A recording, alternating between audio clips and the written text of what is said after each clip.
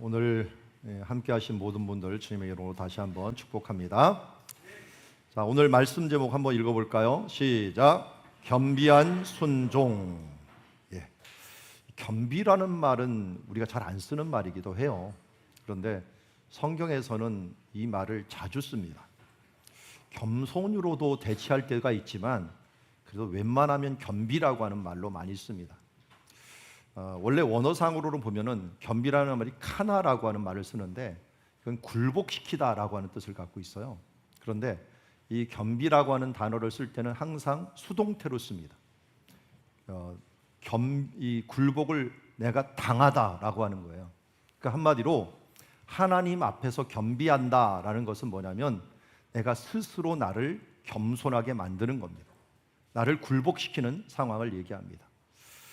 그러다 보니까 성경적인 단어가 되는 거죠. 하나님 앞에 나를 낮추는 것, 스스로 낮추는 행위. 그러니까 낮아진 게 아니고요. 내가 높을 수 있는데도 스스로 그냥 굴복시키는 그런 모습을 보는 게 겸비라고 하는 단어입니다.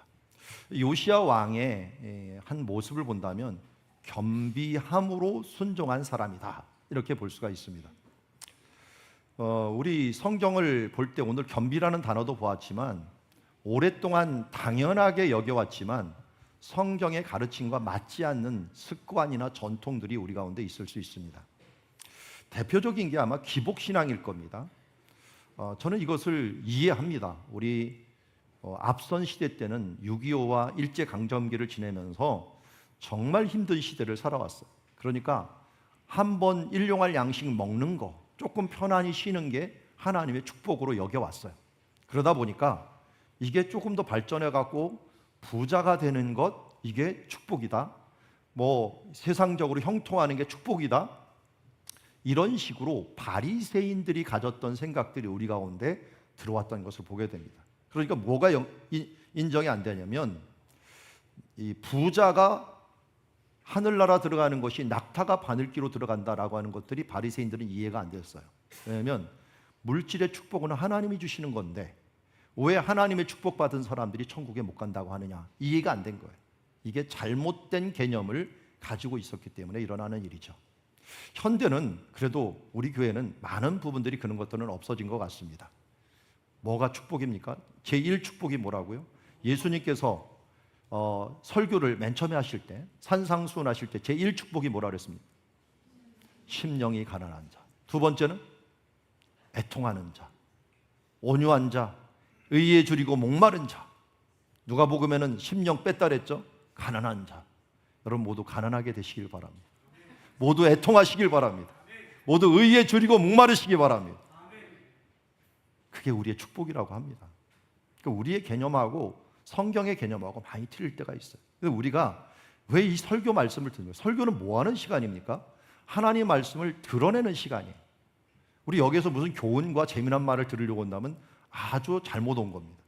우리는 하나님의 말씀을 드러내고 내가 혹시 잘못 알았던 것, 특별히 우리 장로교회에서 잘못 알았던 게 예정론 같은 것들과 또 최근에는 선교에 대한 부분이에요. 교회들이 선교하고 돕는다 그러면 참 많이 돕는데 이 선교에 앞서서 해야 되는 것들을 놓친 게 있어요. 예수님께서 마지막에는 증인되라고 했지만 이 땅에 사시면서 최고의 계명을 뭐라 그랬어요? 이거 얘기했잖아요. 마음을 다하고 뜻을 다하고 힘을 다하여 내 하나님 여호와를 사랑하라. 이거는 세트로 전해지는 쉐마라고 하는 말씀인데 그 뒤에를 잃어버렸어요. 이것을 내 마음에 새기고 어떻게 하라고요? 자녀에게 부지런히 가르치라. 그래서 제자훈련 우리 교회 열심히 해왔지만 우리 교회도 좀 놓친 게 있었어요. 세대 간 제자훈련. 세대 간 제자훈련이 이루어지지 않고는 이게 이 수평적인 이 제자훈련은 수직이 돼야지 계속됩니다. 어느 순간 지나가다 보면은 제자훈련 시킬 사람이 없어. 왜? 다음 세대가 안 자라오니까. 1차적으로 제자훈련의 기본은 뭐냐면 부모가 자녀를 제자화시키는 거예요. 부모는 자녀의 제일 첫 번째 교사가 되어야 돼요. 이게 오늘 예수님께서 가장 큰 계명이 무엇입니까? 라고 물어보는 사람에게 대답했던 말씀인데 이걸 우리가 놓치고 있었던 것이 있습니다. 다시 한번 말씀으로 돌아가고 다시 잘못된 습관이나 전통이 없는지를 돌아보는 그런 시간으로서 말씀으로 끊임없이 우리가 개혁하는 것, 그게 우리가 개혁교회요, 개혁주의라고 할 수가 있을 것입니다. 자, 오늘 개혁하면은 최고의 사람으로 친다면 당연히 히스기야와 요시야라고 할 수가 있습니다. 우리는 첫 번째 주에 엘리사에 대해서 보았고, 예후로 일어난 이 아달랴에 대한 문화들, 거기 있는 악한 문화들에 대해서 보았고, 그러는 중에 이 722년에 아수르에 이어서 북이스라엘이 멸망하고, 그 멸망할 시기에 유다, 남유다의 왕이 되었던 사람은 히스기야였습니다. 히스기야가 사실은 요시야보다 분량이 한 2배 정도를 많이 차지하면서 이야기를 합니다. 이 말씀은 금요기도회 때 얘기했기 때문에 생략을 하고, 그런데 요시야의 오늘 말씀을 보는데 왜 요시야를 보느냐? 요시야는 완벽하게 다윗처럼 성공한 인물이기 때문에 그렇습니다. 아니, 인간적으로 성공한 게 아니라요, 하나님 앞에서 성공한 인물이에요. 우리의 롤 모델이 되어도 하나도 부족함이 없는 사람이라고 할 수 있습니다. 물론 인간적으로 보면 30대에 전쟁터에 나가서 죽어버립니다. 39세에 죽어버리니까 정말 요절했다라고 할 수가 있지만, 그러나 하나님 편에 보면은 예수님처럼, 예수님도 33세에 죽었잖아요, 처럼 끝까지 신의를 지켰던 참 대단한 인물이라고 할 수가 있는데, 오늘 이 말씀을 함께 보는 시간 가지도록 하겠습니다. 그래서 701년 북이스라엘이 멸망할 시전에 히스기야는 참 대단했지만, 오늘 640년에 요시야가 왕이 되었고 609년에 그가 죽기까지 3번의 개혁이 일어납니다. 8년, 12년, 18년에 개혁이 일어나는데, 이거는 역대 하에 나오는 개혁이고, 오늘 우리가 보는 열왕기 하에는 18년에 일어났던 개혁만을 보고 있습니다. 자, 이 시기에 큰 그림을 보면 이렇습니다. 아수르라고 하는 나라, 아시리아라고 부르죠. 지금의 모술이라고 불려졌던 도시가 있는데, 그게 고대 니느웨입니다. 니느웨를 중심으로 해갖고 아수르가 맹위를 떨치면서 큰 제국을 이루어가고 있었습니다. 그래서 이 아수르는 아람이라고 하는 나라를 이미 무너뜨리고, 그 다음에 이스라엘도 무너뜨려 버립니다. 그리고 남은 나라가 유다였는데, 유다는 이 당시에 히스기야를 통해서 어떻게든 이 나라를 보존할 수가 있었습니다. 그런 이 히스기야의 이 공로로 인하여 나라가 어느 정도는 보장되었습니다. 근데 히스기야가 참 했던 것 중에 우리 지금도 고고학적으로 남아있는 게 이 히스기야의 지역입니다. 실로암이라고 하는 터널을 히스기야가 만들었습니다. 셈도 만들었고요. 그리고 히스기야가 성벽을 넓혔어요. 왜냐하면 북이스라엘이 멸망하면서 사람들이 이주해 갖고 도망온 거예요. 그러니까 예루살렘이 안전하니까 이곳에 너무 많은 사람들이 많다 보니까 예전에 있던 도시보다 더 큰 도시를 만들었어요. 그런데 이 도시는 누가 있었게? 유민들이 있었으니까 정말 오합지졸이 있는 도시였어요. 나중에 신약시대 때는 이 도시를 재정비했고, 헤롯의 궁전이라든지 가야바의 집이라든지 마가의 다락방이라든지 이런 것들이 신도시가 들어왔지만, 이 당시에는 정말 많은 사람들이 이곳저곳 저어놓은 집이었고, 이 성벽을 지으면서 아수르가 쳐들어올 것을 대비했던 게 히스기야가 했던 일들 중에 하나였습니다. 그런데 아수르도 거의 운명을 다했습니다. 왜냐하면 그 전에 아수르가 바벨론을 밀어내고, 바벨론은 거의 도망했고 멸망한 듯이 했는데, 바벨론이 다시 일어나서 이 아수르를 압박하기 시작했습니다. 니느웨는 이미 함락을 했고, 그리고 하란이라고 하는 곳에 수도를 옮겨갔고 겨우 연명을 할 때였습니다. 연명을 할 때, 그때 일단 유다에서는 정말 최고의 기회가 왔습니다. 아수르의 통제가 없어져 버린 거예요. 이때가 요시야 왕 때였습니다. 이제 요시야는 눈치 볼 필요가 없었어요. 이 주변에 통제가 없고, 유다뿐만 아니라 북이스라엘에 있는 곳까지도 모두 자기네 땅이나 마찬가지로 쓸 수가 있었습니다. 그래서 나중에 요시야가 어디서 전쟁을 하냐면 북이스라엘 땅이었던 무깃도라는 곳에서 전쟁을 합니다. 이건 완전히 유다 북쪽에 있는 무깃도 한참 위거든요. 그런데 왜 그곳에서 전쟁을 하느냐? 거기까지 통제권에 넣었다라고 하는 걸 우리가 알 수가 있습니다. 이제 애굽도 덩달아서 독립이 되면서 아수르는 무너지고 이제 바벨론의 시대가 왔습니다. 바벨론은 여기 메데라고 하는 나라와 함께 힘을 합쳐갖고 이 아수르를 거의 무찌르는 그 상황에 있을 때 이제 요시아가 드디어 왕이 되었고 통치하는 시기가 되었습니다. 그러니까 요시아는 왕이 오를 때 8살밖에 되지 않았습니다. 그런데 이 왕이 오를 때도 사실은 8살 때 자기가 왕이 된 게 아니라 그의 이 증조 할아버지는 굉장히 뛰어났어요. 증조 할아버지는 누굴까요? 히스기야입니다. 히스기야. 근데 히스기야 다음 왕이었던 므낫세가 나라를 다 망쳐버려요. 그리고 그래도 므낫세는 끝에 가서 좀 회개를 합니다. 그런데 회개한 다음에 태어난 아몬이라고 하는 왕은 이건 므낫세처럼 또 행동을 하는 거예요. 그러니까 이번에는 신하들이 그를 죽입니다. 신하들에 의해서 반란이 일어난 거예요. 그런데 이 신하들은 똑같이 이 우상을 따르는 문화들에 있는 사람들이었는데 이걸 본 국민들이 일어난 거예요. 특별히 방백들이고 변방에 있는 사람들이 일어나서 그 암살한 사람 신하들을 죽이고 요시아를 왕으로 세웁니다. 그런데 이 변방에 있었던 사람들은 누구였느냐? 사실은 히스기야의 영향을 받은 사람들이었어요. 그 사람들은 믿음을 가진 사람들이 요시아를 세우면서 다시 믿음의 세대로 올라오는 그런 계기가 된 것을 보게 됩니다. 그래서 요시아가 왕이 되자마자 우리 오늘 요절이기도 합니다. 같이 한번 읽어보겠습니다. 시작. 요시아가 여호와 보시기에 정직히 행하여 그의 조상 다윗의 모든 길로 행하고 좌우로 치우치지 아니하였더라. 아멘. 그의 조상 다윗의 모든 길, 모델이 되었던 거죠. 다윗은 모델이 되었고 그리고 그 길대로 행하였다라는 것입니다. 우리 교회 표 중에 하나도 뭐냐면 성경대로 행하여 뭐가 되는 교회? 모델이 되는 교회. 성경에는 안 나오지만 하나님 나라에 보면은 사랑 누리 교회처럼 행하였다. 이런 좀 교회가 되었으면 좋겠습니다. 그래서 우리가 모델이 될 수 있도록 다윗처럼 우리의 공동체도 모델이 되고 예루살렘 교회가 모델이 되고 안디옥 교회가 모델이 되었듯이 우리가 그런 교회가 되고 그런 가정이 되기를 주님의 이름으로 축복합니다. 자, 요시아가 8살이니까 이 18해의 개혁을 아주 대단하게 일으키게 됩니다. 18해면 요시아는 몇 살입니까? 26. 산수 되시죠? 요새 계산기만 두들기느라고 못하는 AI만 맡기다 보면은 생각이 없어져 버려. 여러분, 이 생각을 놓치지 마십시오. 그래서 생각하는 시간을 많이 가져야 되는데요.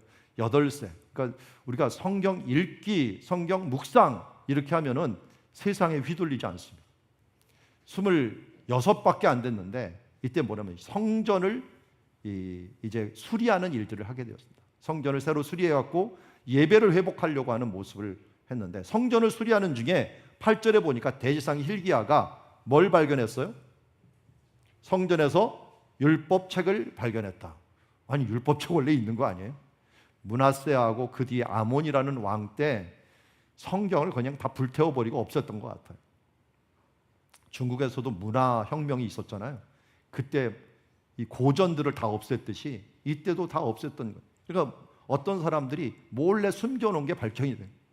쿰난이라고 하는 곳에서 2000년 된 성경이 발견되는 이유가 뭐냐면 로마인이 쳐들어와서 다 불태우니까 이 사람들이 그걸 갖다가 동굴에다가 숨겨놓은 게 현대에 와서 발견된 거하고 똑같은 예라고 할 수가 있습니다. 이제 hil기야가 율법책을 발견했습니다. 그 발견한 것을 누구한테 줬어요? 사반. 아까 사반이 누구였습니까? 여기 안 나왔나요? 사반이 서기관입니다.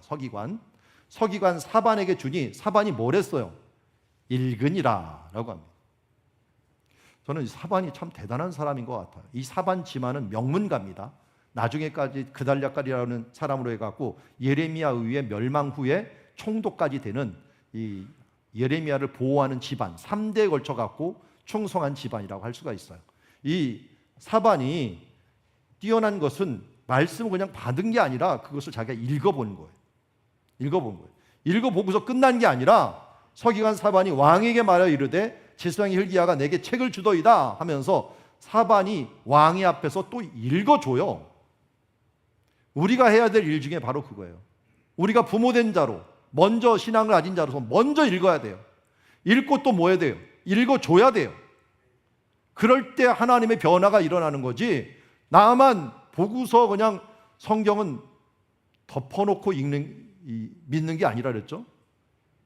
열어놓고 믿는 거예요. 열어놓고 읽으면서, 그리고 다음 세대 읽어주면서, 함께 읽으면서 이 부분들을 행하는 거예요. 우리 제자훈련에도 제가 얘기했지만, 우리 교회 지금 성경 읽기 해갖고 녹음해갖고 올리는 거 있잖아요. 여러분, 특별히 어린 아이들, 유치부에서 성경 읽기를 시작하는 아이들, 중고등부 아이들, 지금 요새 문제가 뭐냐면, 시험 문제가 나면 시험 문제 해독 능력이 없어갖고 시험 문제가 뭔지를 모른다는 거예요. 가끔 그럴 때가 있죠. 고르라는 걸 뭘 고르라는 건지를 모를 때가 있어요. 그걸 방지하기 위해서라도 어렸을 때부터 성경을 읽으십시오. 성경은 좀 어려운 언어예요. 히브리인들은 일부러 어려운 언어부터 먼저 배운대요. 그러면 쉬운 언어를 쉽게 이해할 수가 있는 거예요. 그러니까 우리가 교회에서 우리가 하라는 대로 좀 말씀을 함께 읽고, 그 말씀을 입으로 소리내면 어떻게 됩니까? 눈으로 보죠, 입으로 하죠, 귀로 듣죠. 그리고 함께 교독하면은 사회성까지 길러지면서 정말 말씀이 우리를 지배하는, 말씀이 우리를 인도하는 역할을 해준다는 것입니다. 그래서 함께 읽는 말씀의 공동체가 모두 되시기를 바랍니다. 자, 사반에서 배우는 것이고요. 앞에 있는 곳이 이제 예루살렘입니다. 자, 이 예루살렘에서 일어난 일들을 잘 보면, 이 앞에 요 부분이 성전이 있었던 터고요. 이 밑에가 궁전이 있었던 터입니다. 그리고 왼쪽에 조금 헐벗은 장소가 있는데, 지금은 마가의 다락방이 있는 곳인데요. 이쪽, 여기 좀 성벽하고 같이 포함되는데요. 이곳이 둘째 구역이라 그랬고, 사람들이, 유민들이 모여서 살았던 곳입니다. 자, 이 지역, 크게 세 지역을 알고, 첫 번째 성전에서 hilkiah가, 대지상이 율법책을 발견해 갖고 누구한테 줘요? 서기관한테 주는 거예요. 서기관은 성경을 읽는 사람이니까 당연히 잘 읽었겠죠. 주고 읽은 다음에 어디로 가져가요? 이 앞에 궁전이 있었다 그랬죠? 궁전으로 가져갑니다. 궁전에서 왕에게 낭독을 합니다. 낭독을 하고요. 왕이 이 말씀을 듣고, 이 말씀대로면 우리 큰일 난다. 그러면 이 말씀에 대해서 제사장도 서기관도 잘 해석은 할 수 있지만 선지자에게도 한번 물어보자. 이 당시에 또한 선지자가 근데 이상하게 여자였어요. 이 요시야는 여자고 남자고 가리지 않았어요. 겸손하게 하나님 앞에 말씀이 임하였던 여기에 있는 훌다라고 하는 여인에게 물어보게 된 것을 보게 됩니다. 이 세 개의 세 꼭지점이 이래서 하나님의 역사를 이루어가는 것을 보게 됩니다.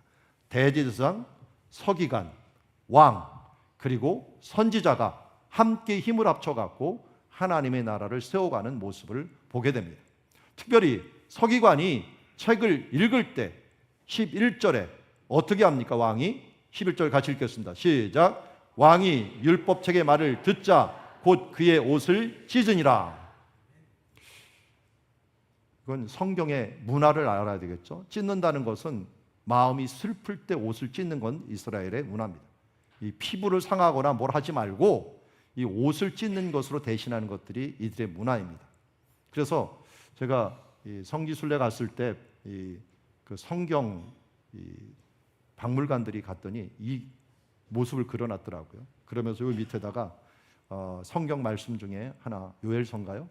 내가 옷을 찢지 말고 마음을 찢으라 라고 하는 말씀이 써 있는 걸 보았는데, 이런 식으로 옷을 찢으면서 슬픔을 표현하는 것들이 이 시대의 모습입니다. 그러니까 왕이 말씀을 듣자마자 곧 그의 옷을 찢었다라고 하는 것은, 이 말씀이 그 뒤에 왜 찢었느냐가 이게 나와요. 너희는 가서 나와 백성과 온 유다를 위하여 이 발견된 책의 말씀에 대하여 여호와께 물으라. 우리 조상들이 이 책의 말씀을 듣지 아니하며 이 책에 우리를 위하여 기록된 모든 것을 행하지 아니하였으므로 여호와께서 우리에게 내리시려는 진노가 크도다. 아마 이 말씀을 해서 신명기를 봅니다. 신명기는 축복도 있지만 저주도 있어요. 거의 분량이 3대 1입니다. 축복이 3이 아니라 저주가 3입니다.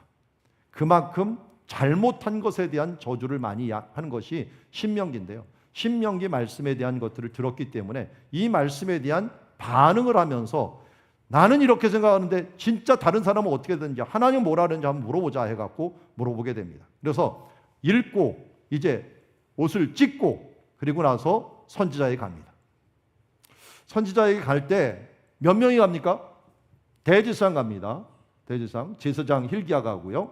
또 아이감, 악볼, 사반과 그리고 아사야, 몇 명이라고? 많이도 가네요. 여기가 하나, 둘, 셋, 넷, 5명이 가네요. 여선지자 훌다에게 갑니다. 근데 훌다가 있었던 지역 아까 말씀드린 둘째 구역이라고 했어요. 둘째 구역. 이 히스기야가 만들어 놓은 둘째 구역이고요. 우리는 둘째 구역이지만 요새 말로 하면 신도시죠. 신도시. 근데 신도시가 좋은 신도시가 아니라 사람들이 그냥 빈민가들 모아놓은 그런 신도시가 되어버렸어요. 할하스의 손자 디가의 아들로 예복을 주관하는 살룸의 아내였다라고 합니다. 신분이 그렇게 높은 사람은 아니었어요. 예전에도 드보라가 있었지만 드보라와 같이 여선지자로서 이 예루살렘 둘째 구역에 거하면서 있었던 것을 봅니다. 이 사람들이 나중에 이제 한번 이걸 보면서 얘기해야겠네요. 지금 여기서 이야기를 하는데요. 이 사람들이 5명이나 갔는데요. 그 중에 3명 이름이 참 독특해요. 먼저 이 악볼이라고 하는 사람은 여기 밑에 그림을 하는데 생쥐. 이름 뜻이 생쥐예요. 그리고 훌다는 뭘까요? 이름이 두더지. 여기 사바는 거의 토끼과지만 쥐처럼 생긴 큰 쥐라고 생각합니다. 다 뭡니까? 좀 이름들이 희한한 이름들이에요. 다 땅 밑에서 살거나 뭐 쥐 종류로 다 살아가는 사람인데요. 이런 사람들이 이상하게 다 여기서 얘기해요. 이걸 보면은 아마 유다 사람들은 유다 출신은 아닌 것 같아요. 다 원래 우리 이름 중에서 동물 이름으로 대표적인 이름을 가진 사람이 누굽니까? 갈렙 기억하십니까? 갈렙? 개라는 뜻을 갖고 있잖아요. 갈렙. 이런 이름을 갖고 있는데 이 사람들도 다 동물 이름을 많이 가지고 있어요. 이런 걸 보면은 이스라엘에서는 이 동물 이름을 잘 안 짓는데 외부에서 온 사람이 아닐까 하는 생각을 가집니다. 훌다도 물론 둘째 국에 살았다는 것은 외부 쪽에서 온 사람들이기 때문에 그런 것도 있죠. 어쨌든 이 메인이 아니었는데도 불구하고 이 사람들이 주도가 돼 갖고 개혁의 하나님의 역사를 이루어 나가는 모습을 보게 됩니다. 그때 훌다가 하나님의 이 말씀을 받아서 전하게 됩니다. 그러면서 1차적으로 이곳에 있는 주민들은 어떻게 된다고요? 빈터가 되고 저주가 반드시 내린다는 거예요. 반드시 내리는데 다만 뭐예요? 이 말을 듣고 내가 마음이 부드러워져서 여호와 앞 곧 내 앞에서 겸비하여 스스로를 낮춰버린 거예요. 옷을 찢고 통곡하였으므로 어떻게 된다고요? 내가 있을 동안 평안히 네가 묘실로 들어가게 하고 이것에 내리는 모든 재앙을 내 눈이 보지 못하도록 할 것이다. 요시야는 31년 통치를 했습니다. 그런데 18년에 이것을 했으니까 18년부터 31년까지는 뭐예요? 평화의 시대를 주시겠다라는 것이에요. 저는 이 말씀을 때 오늘 예배를 시작할 때 문득 생각이 들더라고요. 오늘 찬양에도 나왔지만 그 말씀을 지키는 그 한 사람으로 인하여 평화가 유지가 되고 있다. 가끔 그런 생각 하지 않아요? 이런 세상을 하나님이 왜 벌하시지 않는가? 벌하시지 않는 이유에는 그 사회에 누군가가 있어. 누군가가 요시야 같은 인물이 있어서 기도하면서 하나님 앞에 간구하는 한 사람으로 인하여 연장되고 연기되고 하는 역사들이 계속 이어지는 것입니다. 여러분, 지금 하나님의 심판이 있다면 얼마나 많은 사람들, 특별히 좌우를 분별하지 못하는 우리 어린 다음 세대들까지 얼마나 비참한 죽음을 맞을 수 있겠습니까? 요시아같이 겸비한 한 사람으로 인하여 세대의 평화가 유지되고 계속된다면 우리는 우리 자신부터 겸비하여 함께 기도하는 것들이 어떻게 보면 하나님을 움직이고 하늘을 움직이는 역사를 이룰 수 있다는 것을 잊지 말아야 될 줄 믿습니다. 자, 이 훌다 선지자는 얼마나 유명한지요. 지금 이거는 이제 예수님 시대 때 성전이에요. 예수님 때 성전은 남쪽에서 들어갔어요. 아래쪽에서 들어갔는데요. 남쪽에서 들어갈 때 여기 문이 2개가 있었는데 문을 통해 이 안쪽으로 들어갔거든요. 근데 이 문 이름이 훌다문이에요. 훌다문. 그리고 앞에 여기 하나 묘비가 있는데 이 묘비가 훌다 묘비가 있어요. 훌다 뜻이 뭐라고요? 두더지. 이 문을 왜 훌다문이라고 했는지 아시겠죠? 지하를 통해서 쑥 들어가기 때문에 두더지 문이라고 하는데 이 훌다가 그 이름을 갖고 있었기 때문에 훌다의 묘지가 있었다고. 예수님 시대 때는 그러니까 훌다를 끊임없이 보면서 갖고 훌다 문을 계속 통과해서 성전에 예수님도 제자들도 많이 올라갔고 사도 바울도 이곳을 올라가게 된 겁니다. 그만큼 유명한 인물이 되었던 것이 훌다였습니다. 말씀대로 선언하고 그 말씀대로 행하였던 이 시대, 그러니까 훌다 하면 누굴 기억할까요? 당연히 요시야를 기억하게 될 것입니다. 요시야를 기억하는 성전이 되었던 것을 보게 됩니다. 오늘 첫 번째 주제가 가장 중요하고 긴데요. 오늘 한 사람의 순종을 완성한 동역자들이 있었습니다. 오늘 첫 번째 주제는 뭡니까? 겸비한 사람들에게 하나님의 긍휼을 베푸신다는 거잖아요. 하나님의 긍휼을 어떻게 베푸셨는가 봤더니 만남의 축복을 주신 거예요. 우리 가운데 정말 축복 중에 최고의 축복이 사람을 잘 만나는 거예요.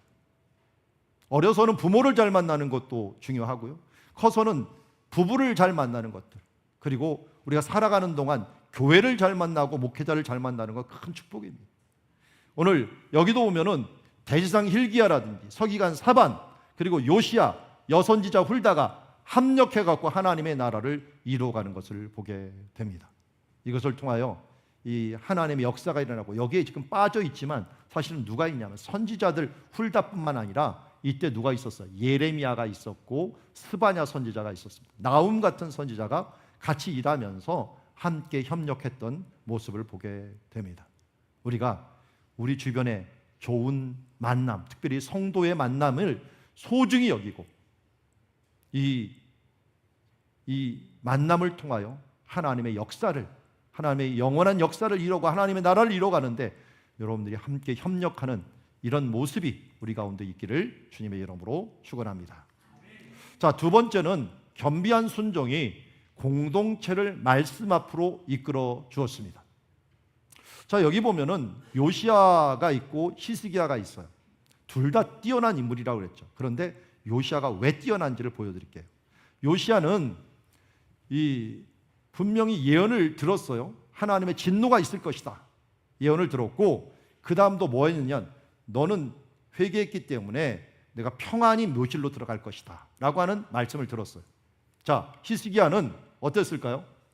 히스기야는 하나님 앞에 정말 개혁을 열심히 했어요. 하나님을 의지하는 일을 정말 최대한 했어요. 그러면서 그가 승리하고 병까지도 나았죠. 그리고 15년이라고 하는 생명이 연장되었는데 문제는 뭐냐면 바벨론에 이 모든 것이 옮긴 바 될 것이라는 예언을 듣게 되었어요.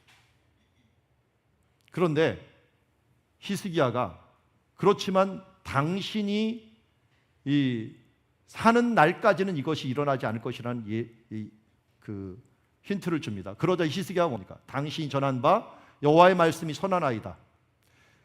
만일 내가 사는 날에 태평과 진실이 있을진데 어찌 선하지 않으리요? 라고 얘기합니다. 나만 혼자 평안한 죽음을 죽는다면 그것도 선하다. 하나님께 감사하는 거예요. 이것도 좋죠. 내가 사는 날까지 하나님께 평안을 주신다고 하는데 감사해야 되죠. 그런데 이 다음 문제가 틀렸어요. 이 다음 문제. 다 감사한 일이죠. 그런데 히스기야는 여기서 끝나버렸어요. 감사합니다. 끝나고 그 다음 아무 조치도 안 했어요.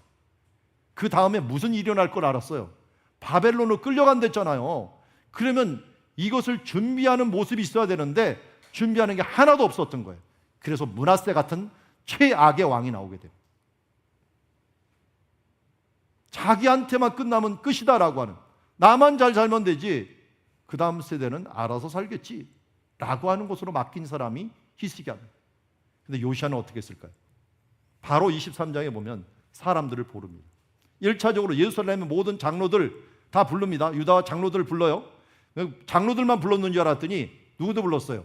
자, 2절 같이 한번 읽어봅시다. 2절 좀 길지만 같이 읽겠습니다. 시작. 이에 왕이 여호와의 성전에 올라가매 유다 모든 사람과 예루살렘 주민과 제사장들과 선지자들과 모든 백성이 노소를 막론하고 다 왕과 함께 한지라. 왕이 여호와의 성전에서 발견한 언약책의 모든 말씀을 읽어 무리의 귀에 들리고. 아멘. 그러면 이 정도면요, 전국 백성들을 다 소집하는 명령을 내린 거나 마찬가지예요. 근데 이게 좀 정치적으로 따라줬어요. 왜냐하면 아수르가 거의 무너질 지경이 되면서 오더라도 누구도 떠나온 고향에 대해서 쳐들어올 적이 없었어요. 평안함이 있었던 거죠. 그냥 태풍 전야처럼 그래도 조용한 시간이 있어서 사람들이 함께한 거예요. 저는 그런데 여기 요 노소라는 말이 참 마음에 들어요. 노소. 왜냐하면 왼쪽에 그림을 그렸지만 아이들도 있죠. 아이들도 있어요. 물론 남녀노소라고 한다면 좋겠지만 어쨌든 말씀을 듣는데 모든 사람들을 했다는 거예요. 이게 뭐냐? 왜 그러냐면 이 어린 아이들이 이 말씀을 들을 때 가장 각인이 됩니다. 나이 든 사람들은 다른 거에 오염될 수가 있지만 어린이들은 맨 처음 백지와 같은 곳에 이것이 새겨지면서 아, 이렇게 살아야 되는구나 하는 것을 사람들이 어떻게 들려주는 거예요. 하나님의 말씀들을 여기 들려주고 그리고 모으고 들려주고 그 다음에 뭐예요? 사람들 앞에 언약을 맺어요. 우리 이렇게 살아가자. 그래서 언약을 맺는 거예요. 이게 히스기야하고 완전히 틀려요. 왜냐하면 다음 세대를 위하여서 언약을 맺는 거예요. 이 언약을 맺는 걸 누가 들었겠어요? 아이들도 들었고 아이들도 우리는 선수합니다. 우리는 이렇게 살겠습니다. 어른들은 못해도 우리 약속했는데 그렇게 살아야지. 이때 분명히 함께 했던 사람이 있어요. 다니엘 한 3-4살 됐을 거야. 이때가. 다니엘, 사드락, 메삭, 아벳느고, 에스겔, 이런 사람들이 이런 언약과 함께 이 개혁의 시대를 함께 살았던 모습을 보게 됩니다. 이 개혁의 시대를 통하여서 하나님의 말씀을 순종하는 걸 보았고 그들은 이제 하나님의 뜻대로 살아가야 되는 뜻을 정한 세대가 탄생하게 되는 것을 보게 됩니다. 정말 세대 간의 제자 훈련이 여기서 이루어진 것이라고 할 수 있습니다. 모으고 들려주고 그리고 여기 보면 왕이 먼저 뭐 하냐면 왕이 단위에 서갖고요 자기가 언약을 먼저 맺는 거예요. 대표니까 스스로 모본을 보여줍니다. 그리고 자기가 순종하게 됩니다. 순종을 언약하는 이 장면들을 통하여서 공동체를 이끄는 역사를 보게 됩니다. 이게 앞으로를 준비하는 일들에 있어 요시야만큼 훌륭한 사람이 없었어요.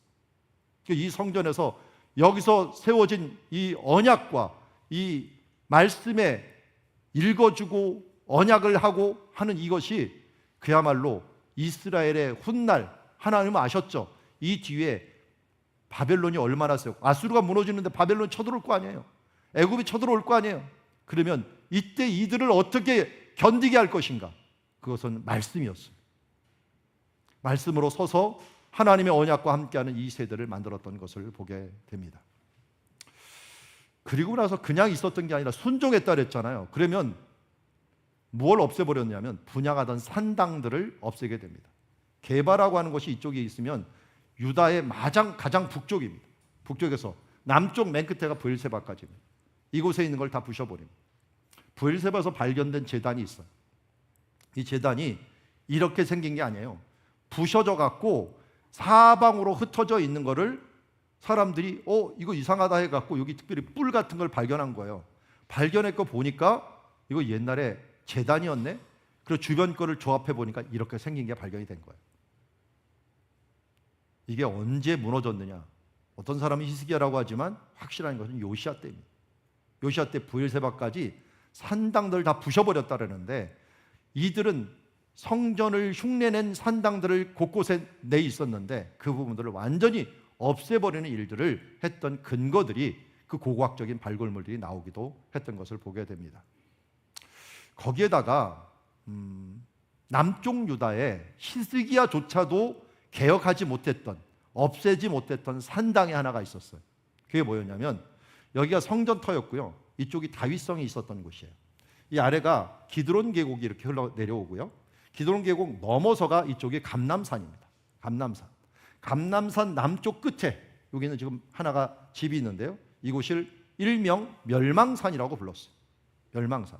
왜 멸망산이라고 그러냐? 원래부터 멸망산은 아니었고 요시야 때부터 멸망산이라고 부른 거예요. 왜냐하면 여기 궁전이 있는데 기드론 계곡 너머 이쪽에 신전들이 어마어마하게 많아서 제1호 신전이 바로의 딸을 위해서 만들어 온 신전이 있어요.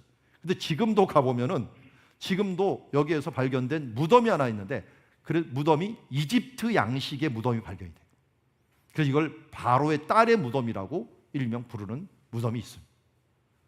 왜냐하면 정략 결혼을 솔로몬이 하다 보니까 그들의 신을 인정을 해줘야 됐어요. 근데 성전에다가 세울 수 없잖아요. 그러니까 하나 건너갖고 여기다가 암몬의 밀곰, 그리고 모압의 그모스 신, 그리고 뭐 아세라, 그 외에 애굽의 신, 태양신, 이런 신들을 여기다가 다 하는데 이게 무슨 역할을 하냐면 대사관 역할을 해줍니다. 이걸 없애버리면 그 나라하고 외교를 끊는 거나 마찬가지예요. 히스기야 때는 못 없앴습니다. 왜? 그 나라하고 외교적인 마찰이 되기 때문에 그렇습니다. 그런데 요시야 때는 젊어서 그런지 생각할 것도 없었어요. 다 부셔버리고. 이게 젊은 게 좋은 것 같아요. 앞뒤 안 가려. 왕창 다 부셔버립니다. 외교적인 거 뭐가 없었어. 근데 그것도 그런 것이 이미 주변 나라가 다 망해버렸어. 외교 신경 쓸 필요도 없었어. 그래서 요시야만이 산당을 완전히 없앤 사람이었습니다. 솔로몬 때 만들었던 시돈 사람이 만든 건 바알 신이니까요. 아스다로 신이니까요. 이런 것들을 없애면서 완전히 새롭게 되는 역사들을 만들었던 모습을 보게 됩니다. 그리고 부수는 게 능사가 아니라 그 다음 뭐냐? 세우는 게 있어야 되죠. 부셨으면, 깨끗하게 했으면 그 위에다가 재건축을 잘해야 될 거 아니에요. 그게 뭐였냐면 유월절이라고 하는 신앙을 회복하는 것이었습니다. 유월절을 히스기야 왕도 유월절 회복 운동을 썼고요. 요시야 왕도 유월절 회복을 굉장히 중요시 여겼습니다. 왜 그럴까요?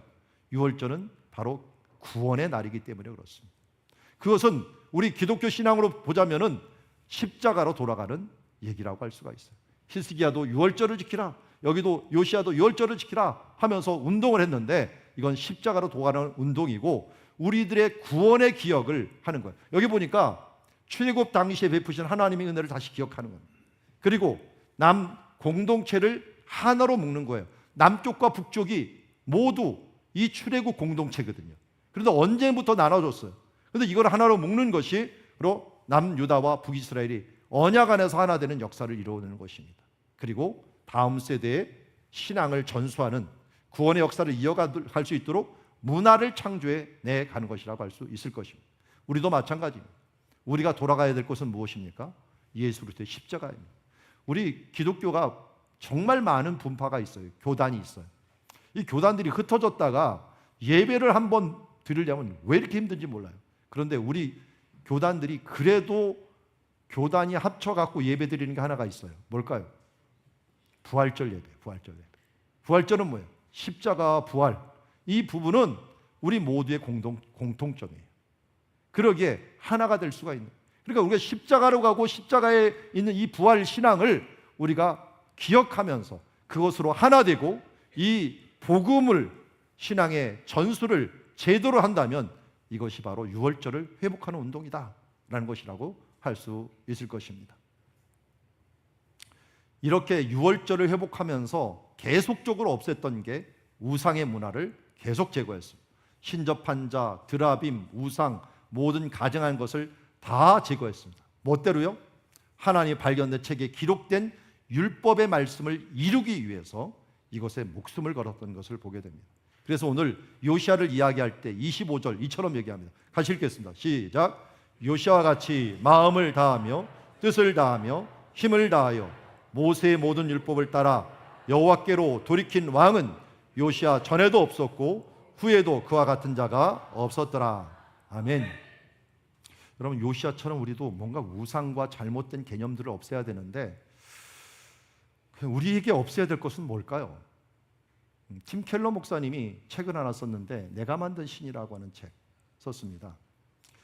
여러분들 주보 맨 반응하기 맨 부분에 나와 있는데요. 이게 우리들의 우상이래요. 사랑과 로맨스, 이게 우상입니까? 네.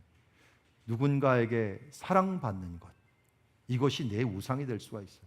그럼 아이돌들이 왜 그렇게 실망했다가 막 올라갔다 왔다 갔다 할까요? 인기를 얻고 사랑을 받으면 그것이 내 인생의 목표처럼 살아가는 사람들이 있어요. 나도 혹시 그렇지 않습니까? 사랑받는 것, 이것에 연연하는 사람들이 있지 않습니까?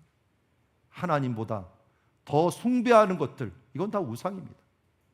여기 돈과 물질, 이건 말할 것도 없죠. 풍요로움과 돈을 위해서 우리가 달려가면서 그것이 하나님보다 소중히 여겨요. 그래서 물질 설교만 하면 다 시험받는 사람들, 이 우상 때문에 지금 지고 있는 거예요. 물질을 얘기해봤자 그거는 물질 그럴 수도 있지 이렇게 생각해야 되는데, 아니 성경 나오는 대로 물질에 대한 11조 얘기하고 뭐 얘기하는데 그거에 연연해 갖고 또 무슨 물질 설교를 하고 있어 하면서 하는 사람들은 이 우상이 아직도 벗어나지 못하는 거예요. 성취와 성공, 일에 중독되어 있는 사람들이 있어요. 뭔가 이루는 것, 그것이 내 인생의 가치처럼 느껴져요. 나의 가치는 내 일을 통해 갖고 얻으려고 하는 사람, 나의 존재감을 그것을 통해 얻으려고 하는 사람들, 이건 내가 만든 신입니다. 권력과 통제, 어떤 힘을 가지는 것들, 교회 안에서도 저도 몰랐는데요, 어느 목사님, 큰 교회 일하는 목사님이 얘기하더라고요. 교회 안에 권력 중에 정보 권력이라는 게 있더라라고 하는. 이 정보 권력이 뭐냐면 성도들의 모든 상황을 안테나로 다 얻은 다음에 그것을 아는 것이 내 힘이라고 생각하는 거예요. 누가 어쨌대 누가 어쨌대 다 알아. 그게 내 힘처럼 여기면서 살아가는 사람이에요. 소원과 이념, 우리가 소원하고 하는 것들, 난 이걸 이룰 거야 하는 것들과 요새는 또 왜 이데올로기적인 이 부분들, 이념들이 많이 하는 줄. 아니 교회에 와갖고 어느 목사님이, 나도 다른 분한테 들었는데 넥타이 빨간색을 하면은 쫓아내는 사람이 있었대요. 왜 그런지 아시죠? 못하게 했대요 그 목사님. 그분이 와서 하소연을 하더라고요. 혹시 여러분, 제가 어느 당 얘기를 하면은 이거 무슨 당 얘기하는 것 같은데 이것 때문에 시험 드는 분 계십니까? 그럼 이 사람들은 뭐예요? 소원과 이념, 이게 내 우상이에요. 생각이 틀리고 기질이 틀릴 수 있지만 이것을 우리가 우상으로 삼고 우리의 이 목표로 삼아서는 안 됩니다. 하나님보다 더 예배하고 더 중요시 여기는 것 모두 다 내가 만든 우상들입니다. 그럼 이것들은 요시아처럼 율법의 말씀대로 다 이것을 깨부수고 없애며 우리가 바라봐야 될 것은 뭐냐? 십자가, 예수 그리스도, 그 복음으로 하나 되는 공동체, 이것을 바라보며 나가야 될 줄 믿습니다. 요시아의 끝은 참 허무했습니다.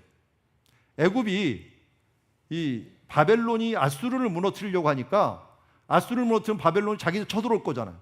그래서 애굽이, 이 이집트가 이 아수르를 이번엔 도우려고 가요. 사실 도우려고 하는 게 아니라 아수르하고 너희끼리 좀 싸워라. 싸워갖고 우리한테 쳐들어오지 못하게 해라 하면서 갈그미스라는 곳으로 갈 때 이 유다 지역을 들리게 돼요. 근데 유다에 있는 이 요시아는 바벨론 편이었어요. 그러다 보니까 이걸 막다가 결국은 여기에서 죽게 됩니다. 특별히 무기또라는 지역이 있는데 여기는 그야말로 이 최고의 요충지죠. 이걸 신약 성경에는 아마겟돈이라고 부릅니다. 여기서 요시아 왕이 정말 허무하게 죽게 돼요. 허무하게 죽게 돼요. 그냥 여기 성경에 보면 이렇게 나와요. 이 강으로 올라오면 요시아가 거기서 맞서 나갔더니 애굽 왕 요시아를 무기떠에 만났을 때 죽인지라. 끝이에요. 아니 이렇게 훌륭한 왕이 그냥 이렇게 허무하게 죽나? 라고 하는 생각을 갖고 있을 수 있어요. 이 뒤부터 속국이 되기 시작하다가 몇십 년 뒤에 유다가 멸망합니다. 이게 609년이고요 586년에 완전히 유다가 멸망하고, 사실은 605년부터 다니엘이 잡혀가고 597년부터 또 두 번째 에스겔이 잡혀가고 3차에 걸쳐서 잡혀가는데 이 무기또 전투에서 지면서 일어나는 일들입니다. 여기 써놨죠. 그런 죽었으나 이어진다. 전 여기 설 때마다 그 생각이 들어요. 이 사람들이 생각납니다. 누군지 아시죠? 다니엘, 사드락, 메삭, 아벳느고. 이 사람들이 환관장 앞에 뜻을 정하여서 목숨 걸고 나는 우상의 제물을 먹지 않겠습니다.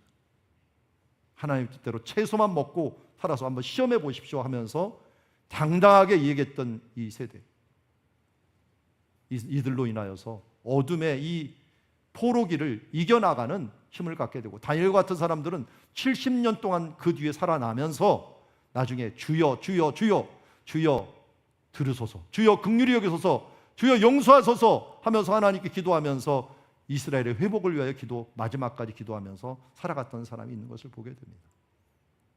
누구 세대예요? 요시야 키드 세대. 누가 복음을 심어 주었느냐가 중요합니다.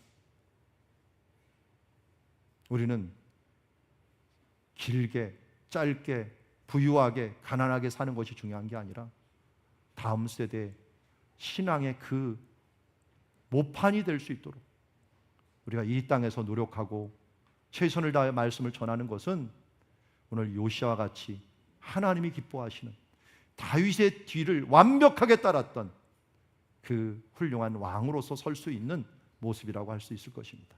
우리 모든 성도들이 바로 요시아의 본을 따라서 다음 세대를 잘 세워나가는 주의 자녀들이 되기를 주의 이름으로 축원합니다. 자, 겸비한 순종, 우리 말씀을 보았는데요. 우리 겸비라는 찬양이 나온 것들 함께 찬양을 하도록 하겠습니다.